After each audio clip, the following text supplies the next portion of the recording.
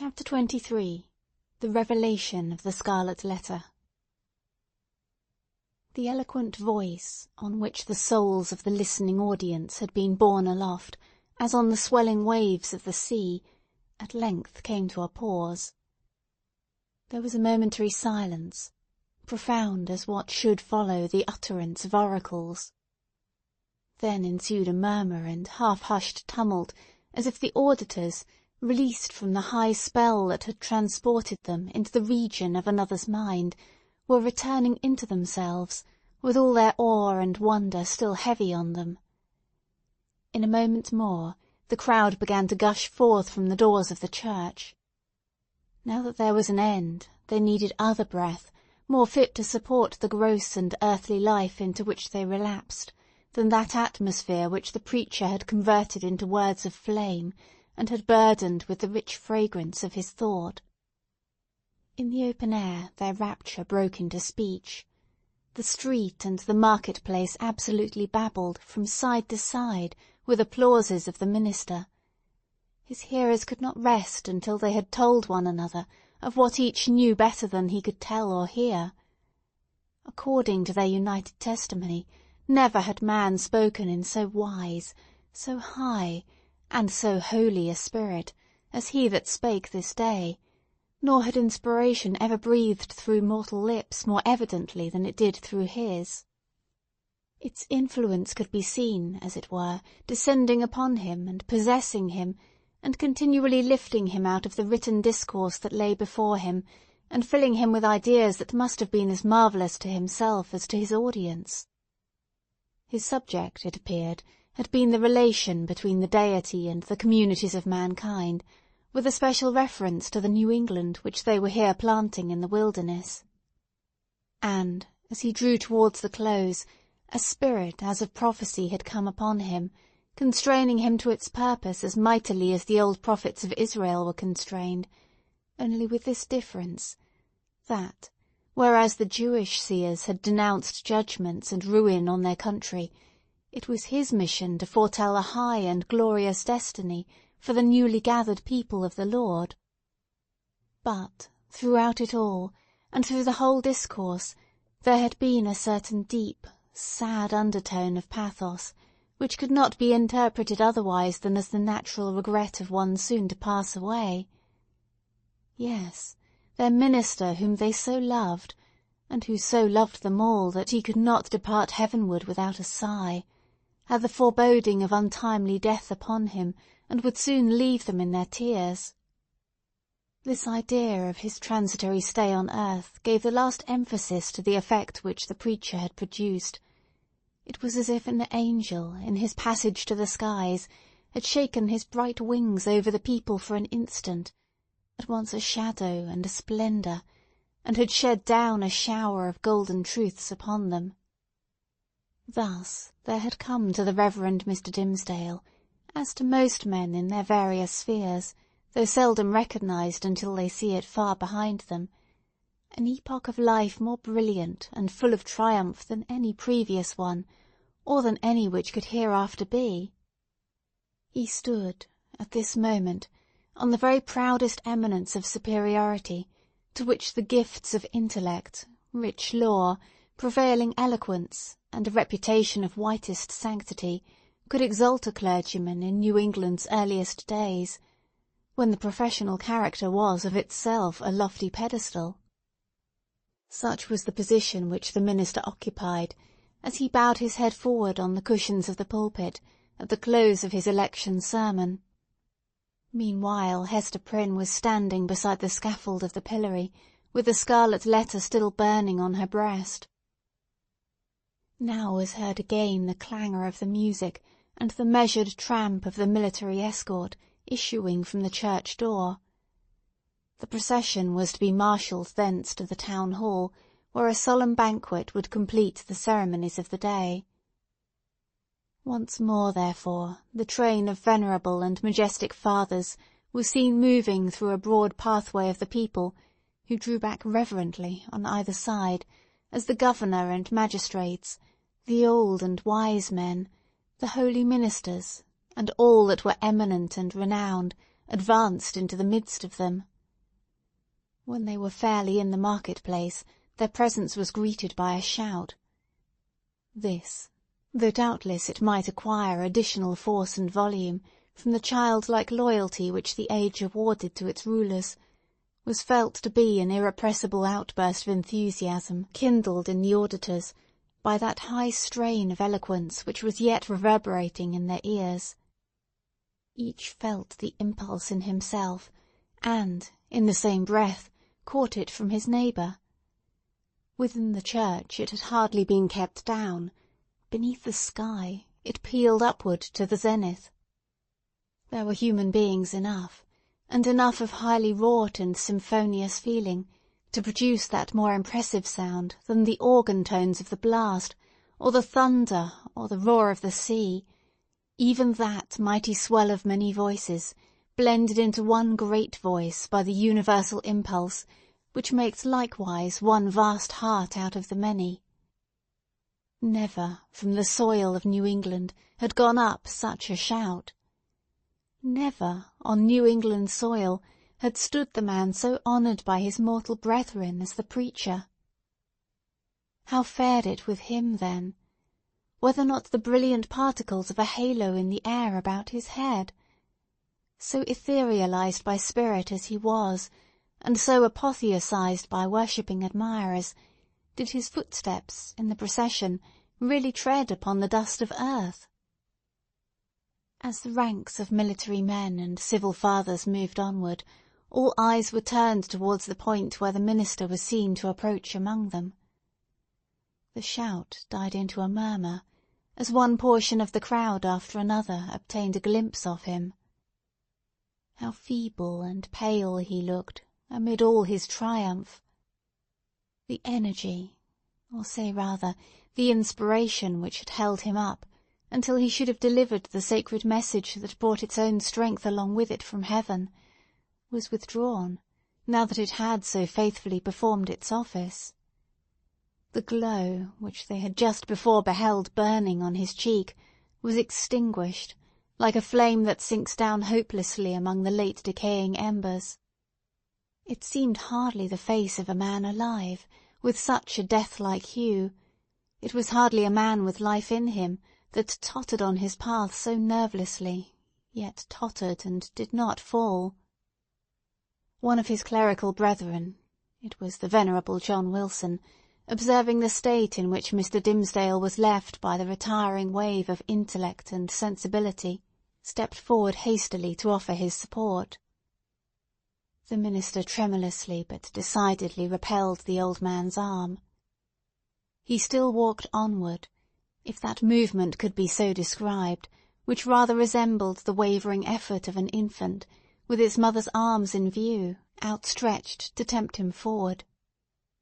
And now, almost imperceptible as were the latter steps of his progress, he had come opposite the well-remembered and weather-darkened scaffold, where, long since, with all that dreary lapse of time between, Hester Prynne had encountered the world's ignominious stare.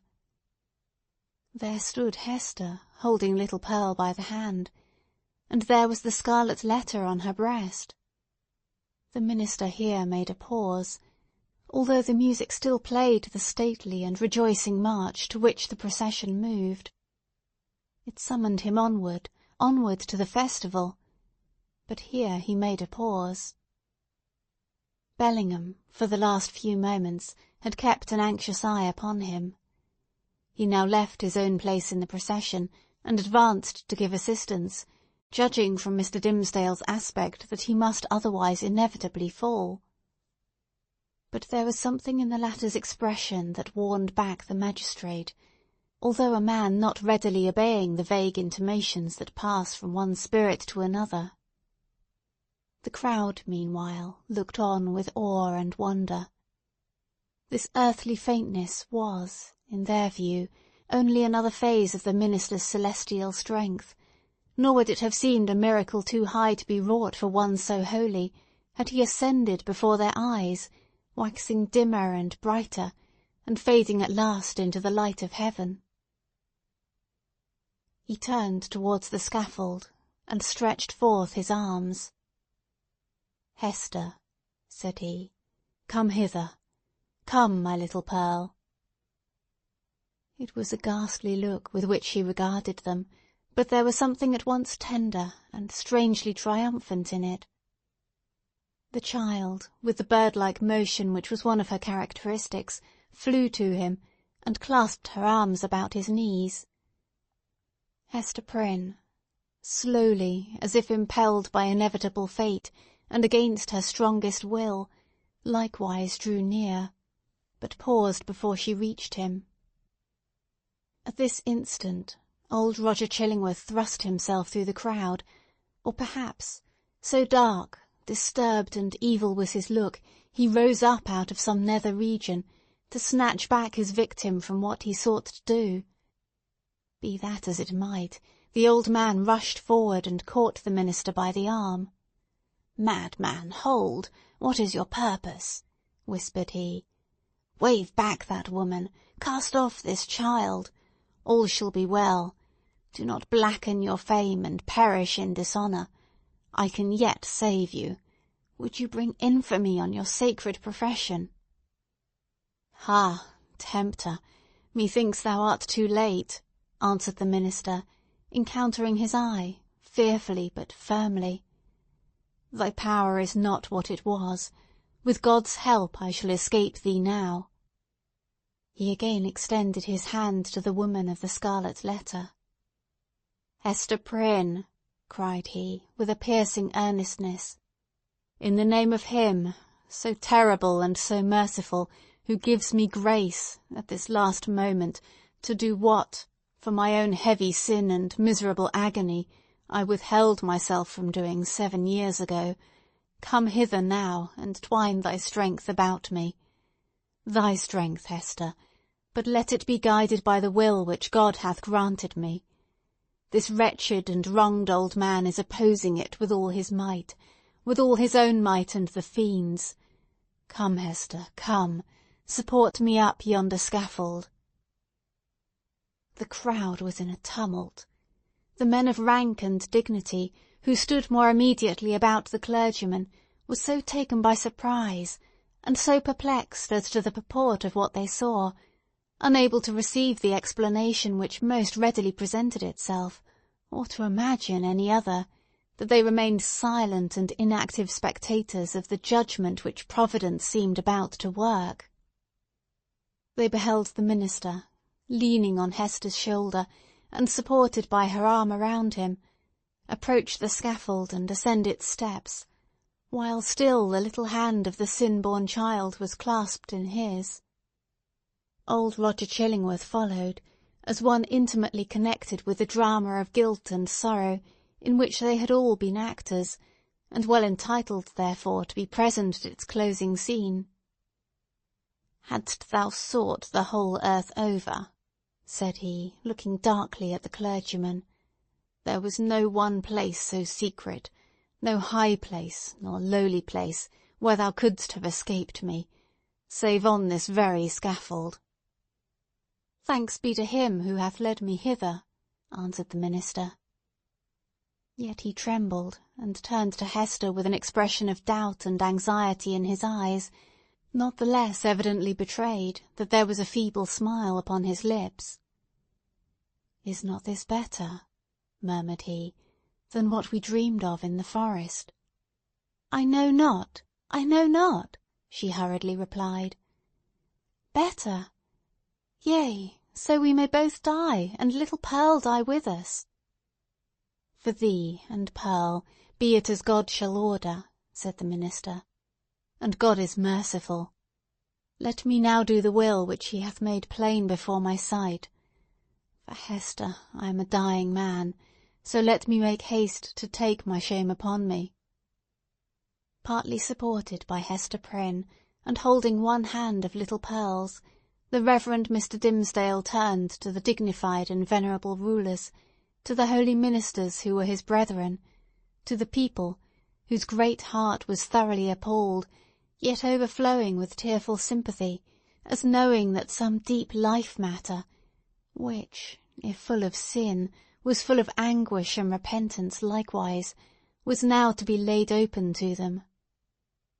The sun, but little past its meridian, shone down upon the clergyman, and gave a distinctness to his figure, as he stood out from all the earth, to put in his plea of guilty at the bar of eternal justice.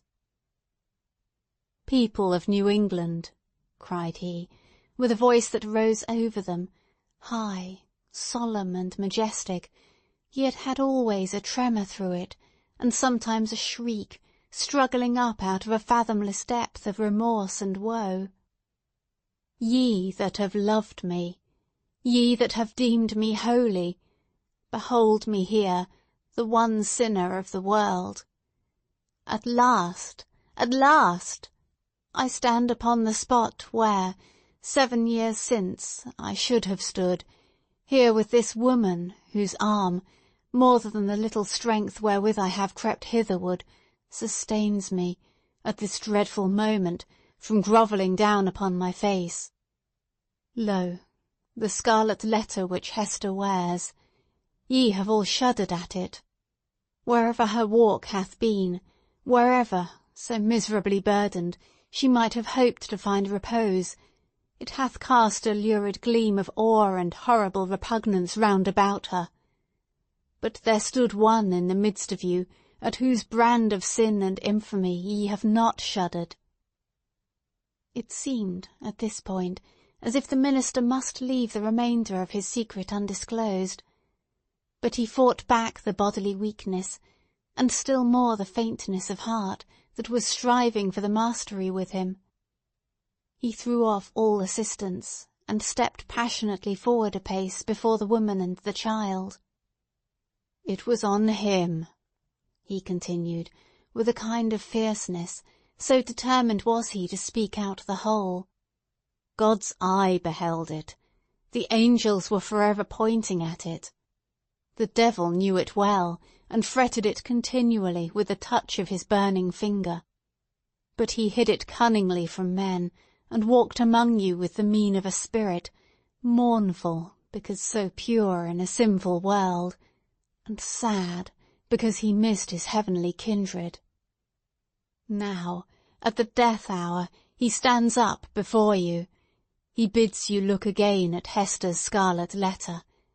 He tells you that, with all its mysterious horror, it is but the shadow of what he bears on his own breast, and that even this, his own red stigma, is no more than the type of what has seared his inmost heart.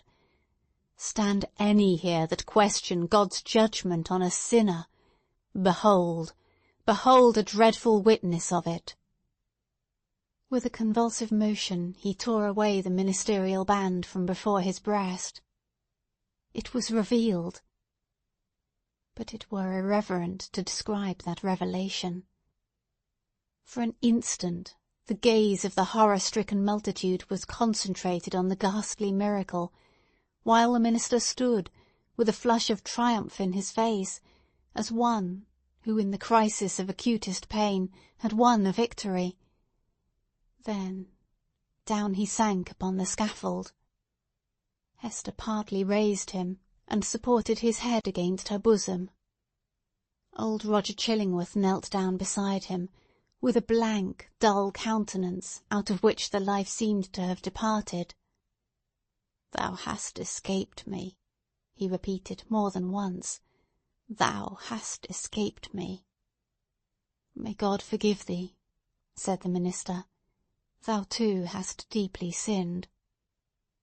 He withdrew his dying eyes from the old man, and fixed them on the woman and the child.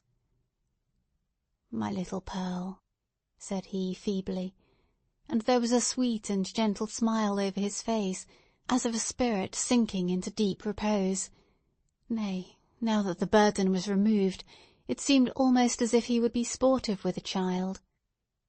"Dear little Pearl, wilt thou kiss me now? Thou wouldst not yonder in the forest, but now thou wilt." Pearl kissed his lips. A spell was broken. The great scene of grief, in which the wild infant bore a part, had developed all her sympathies, and as her tears fell upon her father's cheek, they were the pledge that she would grow up amid human joy and sorrow, nor forever do battle with the world, but be a woman in it. Towards her mother, too, Pearl's errand as a messenger of anguish was all fulfilled. "Hester," said the clergyman, "farewell." "Shall we not meet again?" whispered she, bending her face down close to his. "Shall we not spend our immortal life together? Surely, surely we have ransomed one another with all this woe. Thou lookest far into eternity with those bright dying eyes, then tell me what thou seest." "Hush, Hester, hush," said he with tremulous solemnity. "The law we broke, the sin here so awfully revealed, let these alone be in thy thoughts. I fear. It may be that, when we forgot our God, when we violated our reverence each for the other's soul, it was thenceforth vain to hope that we could meet hereafter in an everlasting and pure reunion. God knows, and he is merciful. He hath proved his mercy, most of all in my afflictions, by giving me this burning torture to bear upon my breast, by sending yonder dark and terrible man to keep the torture always at red heat, by bringing me hither to die this death of triumphant ignominy before the people. Had either of these agonies been wanting, I had been lost for ever. Praised is his name. His will be done. Farewell." That final word came forth with the minister's expiring breath. The multitude, silent till then, broke out in a strange, deep voice of awe and wonder, which could not as yet find utterance, save in this murmur that rolled so heavily after the departed spirit. End of Section 26.